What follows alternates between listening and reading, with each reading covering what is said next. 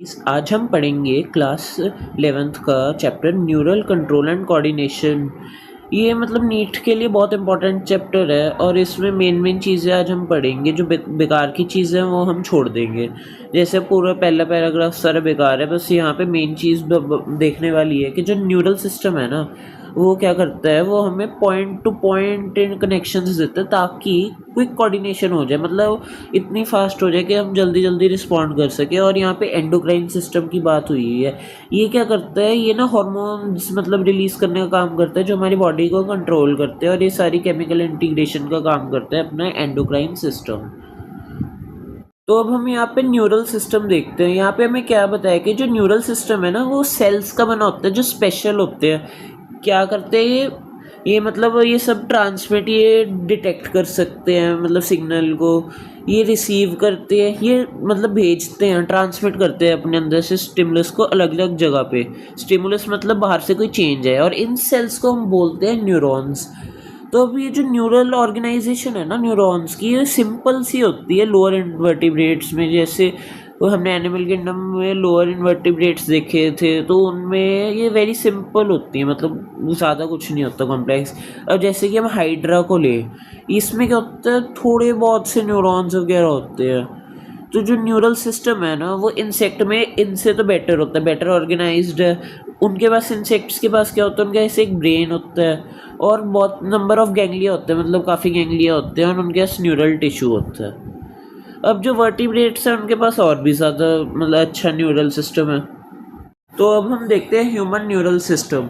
Human neural system ना दो parts में डिवाइडेड होता है, सीएनएस और पीएनएस। सीएनएस मतलब सेंट्रल न्यूरल सिस्टम, पीएनएस मतलब पेरिफेरल न्यूरल सिस्टम। अब जो सीएनएस होता है ना उसमें ब्रेन आता है और स्पाइनल कॉर्ड आती है। और यहाँ पे क्या होता है, यहाँ पे इंफॉर्मेशन प्रोसेसिंग होती है, कंट्रोल होता है। और जो पीएनएस है ना उसमें सारी तरह की मतलब वो आ जाती है, नर्व्स आ जाती हैं जो कि सीएनएस से एसोसिएटेड है, ब्रेन और स्पाइनल कॉर्ड से। तो जो नर्व फाइबर्स है ना वो मतलब पीएनएस की, वो दो तरह की है, एफरेंट और इफरेंट।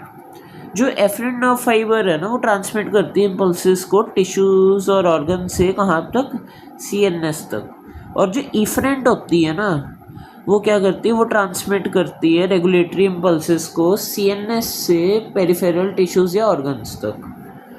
तो इसके बाद बताया गया कि पीएनएस भी डिवाइडेड है दो सिस्टम में, जिन्हें हम सोमैटिक न्यूरल सिस्टम और ऑटोनोमिक न्यूरल सिस्टम कहते हैं। अब सोमैटिक न्यूरल सिस्टम क्या है, ये ना इम्पल्स देते हैं सीएनएस स्केलेटल मसल में, मतलब ये वॉलेंट्री वगैरह में काम आता है जो हम खुद से कंट्रोल करते हैं। और जो ऑटोनोमिक न्यूरल सिस्टम है ना वो इम्पल्स ट्रांसमिट करता है सीएनएस से इनवॉलेंट्री ऑर्गन में, मतलब ये सारा इनवॉलेंट्री में काम आता है अपना ऑटोनोमिक नर्वस सिस्टम। और इनवॉलेंट्री ऑर्गन्स हो गए और स्मूथ मसल्स होगी अपनी बॉडी की। अब जो ऑटोनॉमिक न्यूरल सिस्टम है ना वो भी और फर्दर डिवाइडेड है, मतलब जो उसका क्या कहते हैं इनवॉलेंट्री का सिस्टम है ना ये भी फर्दर दो में डिवाइडेड है, सिंपैथेटिक न्यूरल सिस्टम और पैरासिम्पैथेटिक न्यूरल सिस्टम। तो इसके बाद अपना एक और सिस्टम आता है जो होता है विसरल नर्वस सिस्टम। ये पीएनएस का ही पार्ट है, और इसमें क्या होता है, इसमें नर्व फाइबर्स, गैंग्लिया, प्लेक्ससेस होते हैं वगैरह वगैरह। तो ये भी मतलब मेन चीज़ यहाँ पे है कि इम्पल्स ट्रैवल करता है सीएनएस से विसरा में, मतलब ऑर्गन्स वगैरह में, और ऑर्गन से सीएनएस में। बस इसमें ये है कि विसरल नर्वस सिस्टम इसे बोलते हैं। तो अब हम पढ़ेंगे neuron as a structural and functional unit of neural system. तो अब हमें न्यूरॉन के पार्ट्स के बारे में बताया गया है कि उसके पार्ट होते हैं सेल बॉडी, डेंड्राइट्स और एक्सॉन। अभी हम डायग्राम में भी देखेंगे। तो न्यूरॉन के जो साइटोप्लाज्म होते हैं ना उसमें निसल ग्रेन्यूल्स होते हैं, ग्रेन्युलर सी बॉडीज टाइप होती हैं, और इनके पास फाइबर्स वगैरह होते हैं जो ब्रांच होते हैं रिपीटेडली, मतलब ब्रांच होते हैं और वो सेल बॉडी से बाहर आते हैं। और इनमें भी निसल ग्रेन्यूल्स होते हैं, याद रखना, इस पर भी क्वेश्चन आता है और कंफ्यूज हो जाते हैं बाकी सारे। और डेंड्राइट्स, इन्हें हम डेंड्राइट्स बोलते हैं, जो ब्रांच है। देखो जैसे न्यूरॉन का स्ट्रक्चर है, ये सारी सेल बॉडी है बड़ी सी, ठीक है, और ये जो ब्रांचेस सी निकल रही हैं यहाँ से, इन्हें डेंड्राइट्स कहते हैं, इन्हें डेंड्राइट्स कहते हैं। और ये जो छोटे छोटे रेड रेड स्पॉट्स हैं सारे, ये हमारे निसल ग्रेन्यूल्स हैं। तो अब हम आगे देखें तो ये क्या करते हैं, फाइबर्स ये ट्रांसमिट करते हैं इम्पल्सेस टुवर्ड सेल बॉडी, मतलब अगर बाहर से इम्पल्स आ रहा है तो ये सारा सेल बॉडी तक इम्पल्स ले आएंगे अपना, ठीक है। तो जो एक्सॉन है ना वो एक लॉन्ग फाइबर है। अब एक्सॉन आ गया, ये सारा एक्सॉन का पार्ट हो गया। ठीक है, तो ये क्या है, इसके हिसाब से एक लॉन्ग फाइबर है। और जो डिस्टल एंड है, मतलब जो एंड है इसका वो ब्रांच्ड है। देखो यहाँ पे ब्रांचेस वगैरह निकल रही है ना, वो ब्रांच्ड है। और हर ब्रांच पे एक टर्मिनल बल्ब लाइक स्ट्रक्चर होता है जिसे साइनेप्टिक नॉब कहते हैं ना। देखो ये साइनेप्टिक नॉब है, ये हल्का सा बाहर का सूजा हुआ पार्ट है, बल्ब लाइक स्ट्रक्चर है, इसे साइनेप्टिक नॉब बोल दिया। इसमें क्या होती है, साइनेप्टिक वेसिकल, छोटी छोटी वेसिकल्स वगैरह होती हैं इसमें। ठीक है, और वेसिकल्स में क्या होता है, केमिकल्स होते हैं इसमें, जिन्हें हम न्यूरोट्रांसमीटर्स बोलते हैं। तो जो एक्सॉन है ना वो ट्रांसमिट करते हैं nerve impulse away from the cell body. मतलब ये यहाँ से इम्पल्स है, अभी एक्सॉन सेल बॉडी से दूर ले गया इम्पल्स को। ठीक है, अब कहाँ पे लेके जा रहा है, एक न्यूरोमस्कुलर जंक्शन की तरफ। ये दो मतलब एक्सॉन के बीच में एक न्यूरोमस्कुलर जंक्शन, मतलब न्यूरॉन और मसल के बीच में एक न्यूरोमस्कुलर जंक्शन हो जाता है, उसे हम सिनैप्स कहते हैं या फिर न्यूरोमस्कुलर जंक्शन कहते हैं। अब नंबर ऑफ एक्सॉन और डेंड्राइट के बेस पे 3 तरह के होते हैं न्यूरॉन्स। पहला मल्टीपोलर, इसमें बस एक ही एक्सॉन होता है बट 2 और मोर डेंड्राइट्स होते हैं। ये इस पे क्वेश्चन आते हैं, याद रखना कि सेरिब्रल कॉर्टेक्स में होता है। बाइपोलर हो मतलब जिसमें एक एक्सॉन एक डेंड्राइट, तो वो रेटिना ऑफ आई में होता है। अगर यूनिपोलर हो जिसमें एक एक्सॉन और मतलब डेंड्राइट नहीं है कोई, तो वो एम्ब्रियोनिक स्टेज में होता है। मतलब मेन ये है कि एक्सॉन तो सब में है ही बट चेंज हो रहे हैं अपने डेंड्राइट्स। इसके बाद अपने आते हैं 2 तरह के एक्सॉन्स, एक माइलिनेटेड और नॉन माइलिनेटेड। माइलिनेटेड में क्या होता है, श्वान सेल्स होते हैं जो कि माइलिन शीथ बना लेते हैं एक्सॉन के अराउंड। ठीक है, अब इसके बाद बताया कि जो gaps between 2 adjacent myelin sheath है ना, उन्हें हम नोड्स ऑफ रेनवीर कहते हैं। अब यहाँ पे क्वेश्चन आता है कि मतलब माइलिनेटेड में अनमाइलिनेटेड में नोड्स ऑफ रेनवीर होते हैं, तो नहीं होते, क्योंकि माइलिन शीथ के बीच का गैप को हम नोड्स ऑफ रेनवीर बोलते हैं। कई बच्चे इसे श्वान सेल्स के बीच का गैप समझ लेते हैं, तो इस पे क्वेश्चन आते हैं, ध्यान रखने वाली बात है। तो जो माइलिनेटेड नर्व फाइबर्स होते हैं ना, ये स्पाइनल और क्रेनियल नर्व्स में होते हैं, और जो अनमाइलिनेटेड नर्व फाइबर होते हैं ना, वो श्वान सेल्स होते हैं उसमें, बट वो माइलिन शीथ नहीं बनाते एक्सॉन पे। तो ये नॉर्मली ऑटोनॉमस और सोमैटिक न्यूरल सिस्टम्स में होते हैं। अब हम क्या पढ़ेंगे, अब हम पढ़ेंगे जनरेशन और कंडक्शन ऑफ नर्व इम्पल्स। तो अब हमें क्या बताया गया है कि different type of ion channels होते हैं न्यूरल मेम्ब्रेन में। जो न्यूरॉन की मेम्ब्रेन है ना, उसमें आयन चैनल्स होते हैं। अब ये ना selectively permeable to different ions होते हैं, मतलब एक चैनल एक टाइप के आयन को जैसे अलाउ करिए तो मतलब सिलेक्टिव है ये। तो अब जो एक्सोनल मेम्ब्रेन है ना, वो पोटेशियम आयन्स के लिए ज़्यादा परमिएबल है। अगर हम सोडियम आयन से देखें, मतलब सोडियम आयन का अंदर कम आने देती है as compare to potassium ions. और जो मेम्ब्रेन है ना, वो मतलब इम्परमेबल है नेगेटिवली चार्ज प्रोटीन्स के। अब जो नेगेटिव चार्ज प्रोटीन्स होते हैं ना, वो एक्सॉन के अंदर होते हैं। अब ये आर पार होने नहीं देती, तो ज़्यादातर वो प्रोटीन्स ना एक्यूमुलेट हो जाते हैं और अंदर एक नेगेटिव चार्ज आ जाता है। और जो एक्सॉन के बाहर है फिर अंदर नेगेटिव है तो बाहर फिर पॉजिटिव हो जाता है। तो ये होता है क्योंकि इम्परमिएबल नहीं है नेगेटिव चार्ज प्रोटीन्स के लिए। तो अब आगे क्या बताया गया है कि जो एक्सोप्लाज्म है एक्सॉन में, उसमें कहाँ अंदर K+ की ज़्यादा कंसनट्रेशन हो जाती है और नेगेटिवली चार्ज की, जैसे बताया, और बाहर Na+ की कम हो जाती है। इसके हमें बस ये बताते हैं कि जो आयनिक ग्रेडियंट है ना, मतलब ये जो चार्ज मेंटेन्ड है सब वगैरह वगैरह, ये किसके कारण होता है, ये एक एक्टिव ट्रांसपोर्ट, मतलब ट्रांसपोर्ट हो रहा है किसके कारण, ATP के कारण, एनर्जी लग रही है इसमें। कौन कर रहा है, एक सोडियम पोटेशियम पंप कर रहा है। बताओ वो क्या करता है, वो करता है 3Na जो होते हैं ना, वो बाहर को एक्सॉन के बाहर भेजता है, और जो 2K+ है ना, वो सेल के अंदर ले लेता है। तो ऐसे एक्टिव ट्रांसपोर्ट ATP का यूज़ करके वो बनाते रहते हैं अपना ग्रेडियंट। तो इसके कारण क्या होता है, जो आउटर सरफेस है ना, उस पर देखो मैंने बताया कि पॉजिटिव चार्ज आ जाता है, और इनर सरफेस पे अपना नेगेटिव चार्ज आ जाता है। तो इसे हम पोलराइज बोलते हैं कि न्यूरॉन अपना पोलराइज्ड है। अब जो इलेक्ट्रिक पोटेंशियल डिफरेंस होता है ना रेस्टिंग प्लाज्मा मेम्ब्रेन में, उससे हम रेस्टिंग पोटेंशियल बोलते हैं। ठीक है, तो इसके बाद आपको बताया गया कि मतलब क्या, you might be curious to know what mechanism, मतलब वगैरह वगैरह। तो अब ये हमें सारा मैकेनिज्म बताएंगे कि कैसे सारा तो अब हमें बताना है कि जब हम स्टिमुलस लगाते हैं एक साइट पे कोई भी जगह पे, जैसे कि ये फिगर 18.2 में पॉइंट ए दी है और पोलराइज मेम्ब्रेन पे, तो जो साइट है ना ए की वो freely permeable to N A हो जाती है। मतलब अगर ये है डायग्राम, तो ये यहाँ साइट ए है, तो अगर इस पर स्टिमुलस लगाया तो एन ए ना फ्रीली परमेएबल, पहले तो इनपरमेएबल था बट अब फ्रीली परमेएबल हो जाता है। इससे क्या होता है ना कि जो एन ए है ना वो तेज़ी से उसका रैपिड इन्फ्लक्स होता है, मतलब वो एक्सॉन के अंदर आना शुरू कर देता है जल्दी से। तो उससे क्या होता है कि पोलैरिटी रिवर्स हो जाती है उस साइट पे बस। तो जो आउटर सरफेस है ना अब वो नेगेटिव हो जाती है, पहले अंदर वाली थी अब उस एरिया पे बाहर वाली नेगेटिव हो जाती है और इनर वाली पॉजिटिव हो जाती है। तो जो पोलैरिटी है ना मेम्ब्रेन की साइड पे मतलब वो उल्टी होगी और इसे हम बोलते हैं डीपोलराइज्ड। अब जो इलेक्ट्रिक पोटेंशियल डिफरेंस होता है ना प्लाज्मा मेम्ब्रेन के एट साइट है उसे हम एक्शन पोटेंशियल बोलते हैं। तो अब जब एक्शन पोटेंशियल आ गया मतलब वो सारी पोलैरिटी बदल चुकी है, तो इससे हम बोलते हैं नर्व इम्पल्स। मतलब एक्शन पोटेंशियल नर्व इम्पल्स के कारण आ रहा है। तो जो आगे वाली साइट है एक्सॉन की वहाँ पे पॉजिटिव चार्ज है बाहर और अंदर नेगेटिव है। तो अब जैसे हम डायग्राम देखें, जैसे बी साइट है, बी साइड यहाँ पे, अब यहाँ ए में तो ऊपर नेगेटिव अंदर पॉजिटिव, अब उसके आगे वाली में पॉजिटिव अंदर नेगेटिव, तो यहाँ से फिर चार्ज ट्रांसफ़र शुरू हो जाता है जिससे करंट टाइप फ्लो करता है अंदर। नेगेटिव चार्ज हो जाता है और इनर सरफेस पे, ठीक है।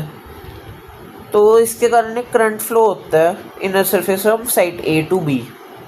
आउटर सरफेस पे करंट फ्लो होता है बी टू ए, क्योंकि करंट जाता है अपना पॉजिटिव से नेगेटिव, इसलिए ताकि करंट सर्किट फ्लो को मतलब वो मेंटेन कर सके, करंट के फ्लो को सर्किट बना सके। और जो पोलैरिटी होती है ना उसके कारण रिवर्स हो जाती है और एक्शन पोटेंशियल बी पे भी आ जाता है। तो जो अब इम्पल्स है ना एक्शन पोटेंशियल जो कि साइट ए पे वो बी पे आ चुकी है, तो जो सीक्वेंस है ना वो रिपीटेड होता है जब तक पूरी लेंथ कवर ना हो जाए एक्सॉन की और जो कॉन्सिक्वेंट इम्पल्स है ना वो कंडक्ट ना हो जाए। तो अब जो rise in stimulus induce permeability है ना एन ए प्लस मतलब रैपिड इन्फ्लक्स हो गया था जैसे स्टिमुलस आया था, वो बहुत ही शॉर्ट है, बहुत शॉर्ट जल्दी से हो जाती है। और इसके बाद क्या होता है राइज इन परमेबिलिटी टू के, ताकि सब नॉर्मल कर सके इसलिए परमेबिलिटी की वो मतलब के की परमेबिलिटी बढ़ा देते हैं। तो ये सब with in a fraction of second, मतलब सेकेंड भी नहीं लगता उसमें ये सब हो जाता है। अब इसमें क्या होता है के प्लस ना बाहर चले जाता है सेल के ताकि वो रेस्टिंग पोटेंशियल को मेंटेन कर सके जहाँ पे एक्साइटेशन हुई थी। और जो फाइबर है ना वो फिर से रिस्पॉन्स करने लग जाता है फर्दर स्टिमुलेशन में, मतलब अब फाइबर नॉर्मल हो चुका है, अब हम उसमें कोई भी स्टिमुलेशन दोबारा कर सकते हैं। तो अब हमें क्या बताया हुआ है ट्रांसमिशन ऑफ इम्पल्सेस के बारे में बताया गया है कि ये जंक्शन के क्रॉस होती है मतलब दो न्यूरॉन्स के जिसे हम सिनैप्स कहते हैं। और ये सिनैप्स कैसे बनती है, ये बनती है दो मेम्ब्रेन से, पिछले न्यूरॉन और अगले न्यूरॉन की। पिछले वाले को हम बोलते हैं प्री साइनेप्टिक न्यूरॉन, अगले वाले को बोलते हैं पोस्ट साइनेप्टिक न्यूरॉन। और इनमें हो भी सकता मतलब एक गैप होता है साइनेप्टिक क्लेफ्ट, वो इनमें हो भी सकता है और नहीं भी हो सकता। अब इसके बेसिस पे दो तरह के वो होते हैं सिनैप्सेस, एक इलेक्ट्रिकल एक केमिकल। इलेक्ट्रिकल में जो मेम्ब्रेन्स होते हैं वो पास पास में होती है और करंट फ्लो कर लेता है डायरेक्टली एक न्यूरॉन से दूसरे न्यूरॉन में। तो मतलब बहुत जल्दी जल्दी होता है इसमें, मतलब ऐसे ही होता है कि मतलब कि इसमें कोई गैप हो ही ना, मतलब एक ही न्यूरॉन से पास कर रहे हो ऐसा लगता है केमिकल इलेक्ट्रिकल वाले में। तो अब इलेक्ट्रिकल वाले होते हैं ना वो रेयर होते हैं बहुत ज़्यादा हमारे सिस्टम में, मेजॉरिटी केमिकल वाले हैं। केमिकल वाले में क्या होता है कि ना जो सिनेप्टिक क्लेफ्ट है उसके बीच में एक फ्लूइड फिल्ड स्पेस मतलब वो होती है, सिनेप्टिक क्लेफ्ट एक फ्लूइड फिल्ड स्पेस होती है। तो वहाँ से क्या होता है कि जो केमिकल्स होते हैं ना न्यूरोट्रांसमीटर जो ट्रांसमिशन करते हैं इम्पल्सेस की, तो फिर उसमें क्या होता है कि जो प्री साइनेप्टिक मेम्ब्रेन है उसमें वेसिकल्स होती हैं। तो अब जो वेसिकल्स होती है वो पहले तो मेम्ब्रेन से फ्यूज़ कर देती हैं और अपने न्यूरोट्रांसमीटर्स होते हैं उनमें, तो वो सिनेप्टिक क्लेफ्ट में रिलीज़ कर देती है। अब वो रिलीज़ करने के बाद क्या होता है कि वो ना न्यूरोट्रांसमीटर अपने रिसेप्टर से बाइंड हो जाते हैं। अब जब वो रिसेप्टर से बाइंड हो जाते हैं तो वो वहाँ में एक इम्पल्स को जनरेट करते हैं, ठीक है। तो उससे क्या होता है जैसी मतलब वो बाइंडिंग से आयन चैनल खुल जाते हैं ताकि आयन्स आ सके अंदर। तो इससे क्या होता है, एक नया पोटेंशियल जनरेट हो जाता है पोस्ट सिनेप्टिक न्यूरॉन मतलब दूसरे न्यूरॉन में।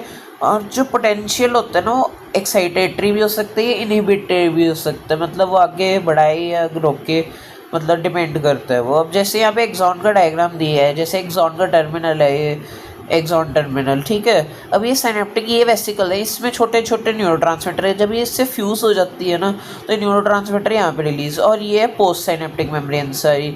तो यहाँ पे रिसेप्टर्स लगे हैं न्यूरोट्रांसमीटर्स के, तो जैसे ये बाइंड होते हैं तो यहाँ पे आयन चैनल्स खुल जाते हैं। तो ये ऐसा होता है। अब हम आते हैं अपने CNS पे, मतलब सेंट्रल न्यूरल सिस्टम पे। तो अब यहाँ हमें पहले बताया हुआ है कि ब्रेन क्या होता है। ब्रेन ना हमारा कमांड और कंट्रोल सिस्टम होता है, क्योंकि ये हमारे वॉलेंट्री मूवमेंट्स को, बैलेंस को और अपने फंक्शन वाइटल इनवॉलेंट्री ऑर्गन्स को जैसे कि लंग्स, हार्ट, किडनी वगैरह, अपने थर्मो रेगुलेशन, हंगर, थर्स्ट, हमारी रिदम्स ऑफ बॉडी को, और मतलब एंडोक्राइन ग्लैंड्स के उस एक्टिविटीज़ को, और हमारे ह्यूमन बिहेवियर को कंट्रोल करता है। इतना सब कंट्रोल करते हैं, इसलिए हमें इसने वो बोल दिया, हमने इसे कमांड एंड कंट्रोल सिस्टम बोल दिया। और यहाँ पे क्या होता है, प्रोसेसिंग होती है विजन की, मतलब हम ब्रेन के कारण देख पाते हैं, हम सुन पाते हैं, हम बोल पाते हैं, हम सोच पाते हैं, हमें इमोशंस वगैरह आ जाते हैं, ये सब ब्रेन के कारण। अब ये जो ब्रेन है ना, इस स्कल से प्रोटेक्टेड होता है, और स्कल्स के अंदर ब्रेन क्रेनियल मेनिंजेस से कवर्ड होता है, जिसकी 3 लेयर्स होती हैं। पहली लेयर होती है ड्यूरामेटर, और सबसे बाहर होती है ड्यूरामेटर। उसके बीच में, मतलब बीच वाली लेयर होती है एरेक्नोइड लेयर, जो कि बहुत पतली सी लेयर होती है। और जो सबसे ज़्यादा इनर लेयर होती है ना, वो पिया मेटर होती है, जो कि ब्रेन टिश्यू से जुड़ी होती है। इस पे क्वेश्चन आता है कि पिया मेटर जुड़ी होती है कि नहीं होती नीट में। तो ब्रेन को हम 3 मेजर पार्ट्स में डिवाइड करते हैं, फोर ब्रेन, मिड ब्रेन और हाइंड ब्रेन। अब जैसे यहाँ पे ब्रेन का डायग्राम है, तो यहाँ पे फोर ब्रेन हमें दिखाया हुआ है, यहाँ पे हमें मिड ब्रेन दिखाया हुआ है और हाइंड ब्रेन दिखाया हुआ है। उसके बाद हमें स्पाइनल कॉर्ड दिखा देते हैं, और ये जो बाकी पार्ट्स है ये हम आगे भी पढ़ेंगे। तो अब हमें यहाँ पे फोर ब्रेन के बारे में बता रहे हैं कि ये ना बहुत इम्पोर्टेंट है, इसके हर एक चीज़ इम्पोर्टेंट है, इस पे क्वेश्चन आता है, और मतलब हर एक एरिया का फंक्शन हमें एग्जैक्ट याद होना चाहिए। तो इसमें अब क्या होता है फोर ब्रेन में, सेरिब्रम, थैलेमस, हाइपोथैलेमस। अब जो सेरिब्रम है ना, वो मेजर पार्ट बनाता है ब्रेन का, और एक डीप क्लेफ्ट से डिवाइड कर देती है 2 हाफ में, और जिसे हम लेफ्ट और राइट सेरिब्रल हेमिस्फीयर बोलते हैं। अब ये जो हेमिस्फीयर है ना, ये कनेक्ट होते हैं ट्रैक्ट ऑफ नर्व फाइबर से, जिसे हम कॉर्पस कैलोसम बोलते हैं। अब जो लेयर ऑफ सेल है ना, जो कवर करती है सेरिब्रल हेमिस्फीयर को, उसे हमने कॉर्टेक्स बोल दिया, जो कि फोल्डेड होती है बहुत ज़्यादा। अब जो कॉर्टेक्स होती है ना, उसे हम ग्रे मैटर भी कहते हैं, क्योंकि वो ग्रे दिखती है। और जो न्यू सेल बॉडीज़ है ना न्यूरॉन की, बस वो यहाँ पे ज़्यादा कंसनट्रेटेड होती है, जिससे कि ग्रे कलर आ जाता है। और जो सेरिब्रल कॉर्टेक्स है ना, उसमें क्या होता है, मोटर एरियाज, सेंसरी एरियाज, और मतलब ये होते हैं मोटर एरियाज होते हैं, सेंसरी एरियाज होते हैं, और ऐसे रीजियंस होते हैं जो ना क्लियरली सेंसरी है ना मोटर है, इन्हें हम एसोसिएटेड एरियाज कह देते हैं। और ये किसके लिए रिस्पॉन्सिबल है, complex function like intersensory association, memory, communication. तो फिर हमें बताते हैं कि फाइबर्स ऑफ ट्रैक्ट्स होते हैं ना, वो कवर्ड बाय माइलिन शीथ होते हैं, तो जो inner part of cerebral hemisphere बनाते हैं। तो ये एक ओपेक वाइट अपीयरेंस देते हैं लेयर को, और हम इसे वाइट मैटर बोलते हैं। अब जो सेरिब्रम होता है ना, वो रैप करता है अराउंड थैलेमस, जो कि एक मेजर कोऑर्डिनेटिंग सेंटर है सेंसरी और मोटर सिग्नलिंग के लिए। ये इम्पॉर्टेंट है, याद रखना। और इसके बाद बहुत इंपॉर्टेंट पार्ट आता है जिसे हम हाइपोथैलेमस बोलते हैं, जो कि थैलेमस के बेस पे होता है। हाइपोथैलेमस क्या करते हैं, इसमें नंबर ऑफ सेंटर होते हैं, जो कि body temperature, urge for eating और ड्रिंक। इसमें several group of neurosecretory cell भी होते हैं, मतलब वो खुद सिक्रीशन करते हैं हार्मोन्स वगैरह की, जो अगले चैप्टर में हम पढ़ेंगे। तो इसमें क्या होता है, ये सिक्रेट करते हैं हार्मोन, जिन्हें हम बोलते हैं हाइपोथैलेमिक हार्मोन्स। और जो इनर पार्ट होते हैं ना सेरिब्रल हेमिस्फीयर के, उसमें डीप मतलब वो एसोसिएट होता है डीप स्ट्रक्चर, जैसे कि अमाइल गार्डा और हिप्पोकैम्पस से। और ये एक लिम्बिक लोब और लिम्बिक सिस्टम बना लेता है, और ये लिम्बिक सिस्टम हाइपोथैलेमस के साथ मिलकर सेक्सुअल बिहेवियर की रेगुलेशन, इमोशनल रिएक्शन के एक्सप्रेशन जैसे कि एक्साइटमेंट, प्लेजर, रेज, फियर और मोटिवेशन, इन सबको दिखाता है। तो ये लिम्बिक सिस्टम का काम हो गया, ये भी इम्पॉर्टेंट है। अब आते हैं मिड ब्रेन और हाइंड ब्रेन। ये तो बहुत छोटे से हैं, मतलब इनमें ज़्यादा इंपॉर्टेंट होता नहीं, बट हाइंड ब्रेन तब भी याद करने वाला है। अब जो मिड ब्रेन है ना, वो थैलेमस और हाइपोथैलेमस के बीच में लोकेटेड होता है, फोर ब्रेन के, और पॉन्स ऑफ हाइंड ब्रेन, ये पॉन्स हाइंड ब्रेन का पार्ट है। तो इन दोनों के बीच में होता है अपना मिड ब्रेन। तो अब जो कैनाल होती है उसे हम सेरिब्रल एक्वाडक्ट बोलते हैं, जो हमने डायग्राम में भी देखी थी। ये मिड ब्रेन से पास करती है। अब जो डॉर्सल पोर्शन होता है ना, मतलब मिड ब्रेन का पीछे वाला पार्ट, उसमें क्या होता है, 4 राउंड स्वेलिंग लोब्स होते हैं जिन्हें हम कॉर्पोरा क्वाड्रिजेमिना बोलते हैं। इसके बाद अपना आ गया हाइंड ब्रेन। अब हाइंड ब्रेन में क्या है कि पॉन्स, सेरिबेलम और मेडुला आ जाते हैं, इसमें 3 पार्ट। अब मेडुला को हम मेडुला ऑब्लंगाटा भी बोलते हैं। हम पॉन्स में क्या होते हैं, फाइबर ट्रैक्ट्स होते हैं जो कि इंटरकनेक्ट करते हैं अलग अलग रीजन ऑफ ब्रेन को। ये अब सेरिबेलम पे ना क्वेश्चन आता है कि उसकी ना बहुत सी वो कॉन्वोलेटेड सरफेस होती है, मतलब फोल्डेड सी सरफेस होती है, ताकि वो additional space for many more neurons, मतलब ज़्यादा स्पेस बना सके ताकि बहुत सारे न्यूरॉन्स आ सके। इस पे क्वेश्चन आता है। और जो मेडुला है ना ब्रेन की, वो स्पाइनल कॉर्ड से कनेक्टेड होती है। तो मेडुला में क्या होते हैं, सेंटर्स होते हैं जो कि कंट्रोल करते हैं रेस्पिरेशन, कार्डियोवैस्कुलर रिफ्लेक्सेस और गैस्ट्रिक सिक्रीशन। अब 3 मेजर रीजन होते हैं जो ब्रेन स्टेम बनाते हैं। ये भी याद रखने वाला है कि ब्रेन स्टेम कौन बनाता है, मिड ब्रेन, पॉन्स और मेडुला ऑब्लंगाटा। सेरिबेलम नहीं बनाता, उसको छोड़ के मिड ब्रेन और हाइंड ब्रेन बनाता है। तो ब्रेन स्टेम क्या होता है, बनाता है connection between brain and spinal cord, बस यही ब्रेन स्टेम। अगर हम समरी देखें, इसमें क्या बताया हुआ है कि जो लिम्बिक सिस्टम होता है ना, वो ऑल फैक्शन ऑटोनॉमिक रिस्पॉन्सेज में हेल्प करता है, मतलब स्मेल से रिलेटेड होता है। और जो मिड ब्रेन है ना, वो इंटीग्रेट करता है विजुअल, टैक्टाइल और ऑडिटरी इनपुट्स वगैरह को। और हाइंड ब्रेन के बारे में बताया गया सेरिबेलम में कि इंटीग्रेट करते हैं इन्फॉर्मेशन को, जो कि semi circular canal of the year से आती है और ऑडिटरी सिस्टम से आती है। और जो मेडुला होता है ना, उसमें सेंटर होते हैं जो कि रेस्पिरेशन, कार्डियोवैस्कुलर रिफ्लेक्सेस और गैस्ट्रिक सिक्रीशन को कंट्रोल करते हैं। तो इसके साथ अपना ये चैप्टर ख़त्म हो गया है। Thank you.